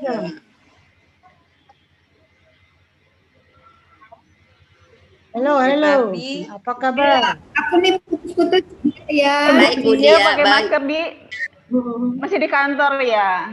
Iya. Sehat ya Bu. Bu Irin, Bu Ketua, Sehat-sehat semua ya. saya Neneng dari Kabupaten. Sehat-sehat semua ya. Amin, amin, amin. Terima kasih Bapak Ibu semua yang udah gabung. Terima kasih, Terima kasih Sohibul Baik. terima kasih deh. Terima kasih. Ada Bunida udah keluar. Pak Deni, Pak Desira, Pak Tutut, Mbak Tutut. Mana Bunida nggak ada. Ada Bu Nida. Ada. Masih ada Bu Nida, masih ada. Oh, masih ada. Ayo, Terima kasih. aku hilang timbul sinyalnya. Sama. Iya nih, Makasih, kok SD bergelombang semua. gini ya suaranya ya. Iya, bergelombang. Aku terakhir suara Mbak Tati malah kayak slow motion gitu loh. Iya. Terima kasih Mbak Risna. Makanya ada gelombang cinta itu. Ini gara-gara Pak Arya ini, Pak Arya. Ada apa ini? Jangan cinta Pak Arya, nanti dibangkitkannya sama Pak Arya. Nggak boleh cinta Pak Arya loh. Nggak boleh. Tapi tadi saya suara Ustadz bagus, saya terimanya bagus, nggak putus-putus. Nah, Ustadz. kalau Iya, ya Pak nggak Ustadz putus-putus. bagus ya. Sinyalnya stabil. Iya. Kayaknya Kenapa? tergantung doa, tergantung Pas amal Mbak Risna perbuatan. aja. Ya, tergantung amal Karena perbuatan. kita memang orang yang labil ya. Suaranya juga labil. Tergantung amal perbuatan. Gara-gara Pak Arya ini. Tapi tadi pas Mbak Dina nyanyi, ada yang hilang suaranya, jadi kayak ayatnya nggak selesai tadi. Iya bener, keputus gitu. Jadi bingung ini bener nggak sih ayatnya begitu? Padahal dibaca, cuman nggak. Iya, ada yang hilang gitu. Iya. Bu Ibu, just info, insya Allah bulan depan ada pengajian kerukunan Sulawesi Selatan sama pensiunan hakim, mau undang Ustadz Dasat Latif. Kita juga mau dong. Ustaz siapa Beleng-beleng. Mbak? Tati. Ustaz Ustaz ya. beleng-beleng ya. Ustaz beleng-beleng kita undang. Beleng-beleng. Kita Kalau juga mau jadi nanti ya, share Tati ya. aja Siap-siap, Mbak. password dan Siap, Mbak. ID. Ustaz Nanti Dasar kita lagi. gabung insya Allah. Tanggal Ya. berapa, Bu Tat? Insya Allah tanggal 14 Februari. Hari Valentine. Wah, Arya. abaikan. Beleng-beleng ini. Saya tak merayakannya. Cancel. Insya Allah tanggal 14 Februari. Ya. Oke. 14 itu hari apa ya? Foto sekali lagi mau? Ya. Mau? Oke, kita foto lagi. Seperti Seperti biasa, kita foto Iya. lagi. Mbak Aida buka video ininya. Makan dulu dong. On video. Makan dulu. Ayo bagi-bagi besek dulu, bagi-bagi. Kemudian Bagi-bagi Mama makanan. Nina. Bun Dina belum keluar videonya. Ya. 1, 2, 3. Itu. Oh, matiin. Ya, matiin. Lanjut lagi nih, Mas. Oke. Ini baru jadi pinggir sini tadi ada baca tadi. Sudah. Ya. Terasa. Sudah. Terima kasih. Ya, terasa. Terima kasih. Barakallah. Mbak Dia. Mohon maaf Makasih. kalau ada kekurangan ya. Iya, makasih Sama-sama. Mas Epsi. Terima kasih Terima Ibu kasih. baik. Ya. Assalamualaikum. Terima kasih Mbak Ira. Terima kasih Mbak Ira. Terima kasih Mbak Risna. SD. Terima kasih Nih Farida. Ibu Kasih Arya. Nina. Terima kasih Nih Nelma. Terima kasih Bu Nida. Terima kasih Budian. Terima kasih Bu Tuti. Terima kasih Bu Adria. Sehat semua ya. Barakallah. Barakallah. Assalamualaikum. Assalamualaikum. Waalaikumsalam.